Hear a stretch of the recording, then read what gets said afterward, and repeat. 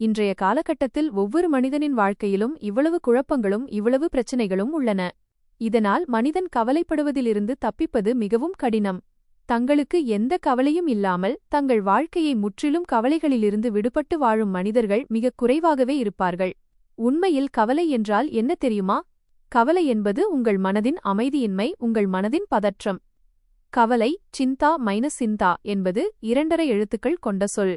C ஜாஃப் C என்ற எழுத்தின் பொருள் நிம்மதியை திருடுவது, இன் என்ற எழுத்தின் பொருள் எதிர்மறை எண்ணங்களை கொண்டு வருவது மற்றும் தா என்ற எழுத்தின் பொருள் உங்கள் மனதிலும் உங்கள் வாழ்க்கையிலும் பேரழிவை ஏற்படுத்துவது. கபீர்தாஸ் அவர்களும் கூறியிருக்கிறார்கள், கவலை என்பது ஒரு அரக்கி போன்றது, அது இதயத்தை கடித்துத் தின்னும். பாவம், மருத்துவர் என்ன செய்வார்? எவ்வளவு தூரம் மருந்து போடுவார்? கபீர்தாஸ் கூறுகிறார், கவலை என்பது உங்கள் உள்ளத்தை துண்டு துண்டாக வெட்டி இரவும் பகலும் ஒவ்வொரு கணமும் அதை தின்று கொண்டே இருக்கிறது. ஒரு மனிதனை ஒரே முறையில் கொன்றுவிட்டால் அது மிகவும் எளிது. ஆனால் அவனை கொஞ்சம் கொஞ்சமாக துண்டு துண்டாக கொன்றால் அவனுக்கு எவ்வளவு வேதனை இருக்கும்? மரணத்தை விட அதிக துக்கத்தை தருவதுதான் இந்த கவலை. ஆனால் நீங்கள் கவலைப்படுவதன் மூலம் எதையும் மாற்றிவிட முடியாது என்பதை எப்போதாவது கவனித்திருக்கிறீர்களா? நீங்கள் எவ்வளவுதான் கவலைப்பட்டாலும் உங்களால் எதையும் சீரமைக்க முடியாது. எந்த விஷயத்தின் மீதும் உங்கள் கட்டுப்பாடு செல்லாது. நீங்கள் எப்போதும் மகிழ்ச்சியாக இருக்க விரும்பினால், உங்கள் மனம் ஒவ்வொரு கவலையிலிருந்தும் விடுபட வேண்டும் என்று நீங்கள் விரும்பினால், முதலில் நீங்கள் எந்த விஷயத்தைப் பற்றி யோசிக்கிறீர்களோ அதை கவலைப்படுவதன் மூலம் மாற்ற முடியுமா என்று யோசிக்க வேண்டும். கவலைப்படுவதன் மூலம் அதை மாற்ற முடியாது என்றால் கவலைப்படுவதால் என்ன பயன்? உங்கள் வாழ்க்கையில் ஏதோ கெட்டது நடந்துவிட்டது, அதனால் உங்களுக்கு வருத்தம் ஏற்பட்டு நீங்கள் கவலையில் மூழ்கிவிட்டீர்கள் என்பதற்காகவே நீங்கள் கவலைப்படுகிறீர்கள். ஆனால் உங்கள் வாழ்க்கையில் நடந்து முடிந்த ஒன்றை உங்களால் மாற்ற முடியுமா? அதன் மீது உங்களுக்கு ஏதேனும் கட்டுப்பாடு இருக்கிறதா? உங்களுக்கு அதன் மீது எந்த கட்டுப்பாடும் இல்லை. பிறகு கவலைப்பட்டு என்ன பயன்? உங்களால் உங்கள் கடந்த காலத்தையும் மாற்ற முடியாது, உங்கள் எதிர்காலத்தையும் மாற்ற முடியாது. அப்படியிருக்க கவலைப்பட்டு நீங்கள் எதை அடைவீர்கள்? ஒரு காட்டில் ஒரு குடிசைக்குள் 2 துறவிகள் வாழ்ந்து வந்தனர். ஒரு நாள் அவர்கள் நகரத்திற்கு பிச்சை எடுக்கச் சென்றனர். ஆனால் அவர்கள் பிச்சை எடுத்துவிட்டு திரும்பியபோது ஒரு புயல் வந்து அவர்களின் குடிசையின் கூரையை உடைத்து கொண்டு போய்விட்டதைக் கண்டனர். அவர்களில் ஒரு துறவி, நான் ஏற்கனவே இறைவனை அடைவதற்கும் ஆன்ம ஞானத்திற்காகவும் இந்த உலகத்தையே துறந்துவிட்டேன். ஆனால் இறைவனுக்கு எனக்கு துன்பம் தருவதில் பெரும் மகிழ்ச்சி இருக்கிறது. ஒரு சிறிய குடிசை, அது கூட அவனால் பொறுத்துக்கொள்ள முடியவில்லை. அந்த புயலில் அதன் கூரையையும் பறக்கவிட்டுவிட்டான் என்று மிகவும் அழத் தொடங்கினான். ஆனால் மற்றொரு துறவி அதே கூரையில்லாத குடிசைக்குள் தூங்கும்போது இரவில் நிலவும் நட்சத்திரங்களும் எவ்வளவு அழகாக இருக்கின்றன என்பதைக் கண்டான். அவன் தன் மனதிற்குள் இறைவனுக்கு நன்றி செலுத்தத் தொடங்கினான். இரவு இவ்வளவு அழகாக இருக்கும் என்று நான் நினைத்துக்கூட பார்த்ததில்லை. இறைவா, நீ எங்கள் குடிசையின் கூரையை அகற்றியது நல்லதுதான். இல்லையென்றால் இரவில் தூங்கும்போது நிலவையும் நட்சத்திரங்களையும் பார்ப்பது எவ்வளவு மகிழ்ச்சி அளிக்கிறது என்பது எங்களுக்கு தெரிந்திருக்காது. கூரையில்லாமல் இவ்வளவு நல்ல தூக்கம் வரும் என்றும் இவ்வளவு அழகான காட்சியை பார்க்க முடியும் என்றும் எனக்கு முன்பே தெரிந்திருந்தால் நானே அதை முதலிலேயே அகற்றியிருப்பேன். இப்போது சூழ்நிலை இருவருக்குமே ஒன்றுதான், ஆனால் மனநிலை இருவருக்குமே வேறுவேறானது. சூழ்நிலை எப்படி இருந்தாலும் அதில் நீங்கள் மகிழ்ச்சியாக இருக்கப் போகிறீர்களா இல்லையா என்பது அனைத்தும் உங்களை மட்டுமே பொறுத்தது. சூழ்நிலைகள் நமக்கு கவலையை தருவதில்லை, நாம் அந்த சூழ்நிலைகளை எவ்வாறு எதிர்கொள்கிறோம் என்பதில்தான் நமக்கு கவலை உண்டாகிறது. சிலர் எங்கிருந்தாவது ஒரு கெட்ட செய்தியை கேட்டுவிட்டால் அல்லது ஏதேனும் ஒரு விஷயத்தை கேள்விப்பட்டுவிட்டால் அதிலிருந்து அவர்களுக்கு ஏதேனும் தவறு நடந்துவிடுமோ என்ற கவலை வரத் தொடங்கிவிடுகிறது. அடுத்தவர் வீட்டில் திருட்டு நடந்தால் என் வீட்டிலும் திருட்டு நடந்துவிடுமோ? வேறு யாருக்காவது தவறாக நடந்தால் எனக்கும் தவறாக நடந்துவிடுமோ? வேறு யாருடைய வீட்டிலாவது சோதனை ரெய்ட் நடந்தால் என் வீட்டிலும் சோதனை நடந்துவிடுமோ? உங்களுக்கு தெரியுமா, பல நேரங்களில் நீங்கள் சிந்தித்தே அந்த எதிர்மறை ஆற்றலை, நெகட்டிவிட்டி உங்கள் வீட்டிற்குள் கொண்டு வந்து விடுகிறீர்கள்.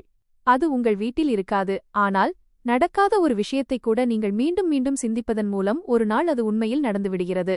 ஏனெனில் நீங்கள் அதை சிந்தித்து உங்கள் வாழ்க்கையில் நடக்கும்படி அவ்வளவு தூரம் ஈர்த்து விடுகிறீர்கள். ஒரு நபர் இருந்தார், அவர் எங்கிருந்து யார் என்ன பேசினாலும் அதை கேட்டுவிட்டு அதை அப்படியே நம்பிவிடுவார், அதன்படியே நடக்கவும் செய்வார். அவதிப்படும் அவரது மனைவி இதனால் மிகவும் கவலையடைந்தார்.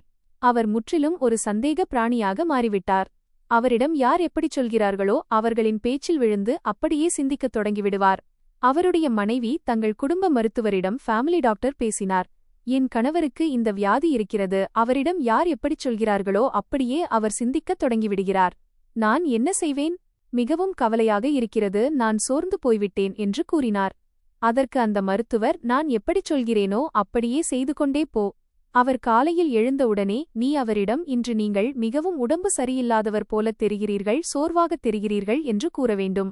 இதே விஷயத்தை வேலைக்காரனிடமும் கூறச் சொல்ல வேண்டும், உங்கள் காவலாளியிடமும் வாட்ச்மன் கூறச் சொல்ல வேண்டும், உங்கள் ஓட்டுநரிடமும் டிரைவர் கூறச் சொல்ல வேண்டும். அவர் தன் அலுவலகத்திற்குச் செல்லும்போது அங்கிருக்கும் மனிதர்களும் அவரிடம் இதே விஷயத்தை கூற வேண்டும் என்றார்.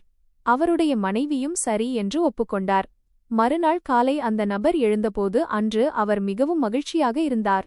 ஆனால் அவர் தூக்கத்திலிருந்து எழுந்தவுடனே அவருடைய மனைவி என்ன விஷயம், இன்று நீங்கள் மிகவும் சோகமாகத் தெரிகிறீர்கள், சோர்வாகத் தெரிகிறீர்கள், உடம்பு சரியில்லாதவர் போல தெரிகிறீர்கள் என்று கூறினார்.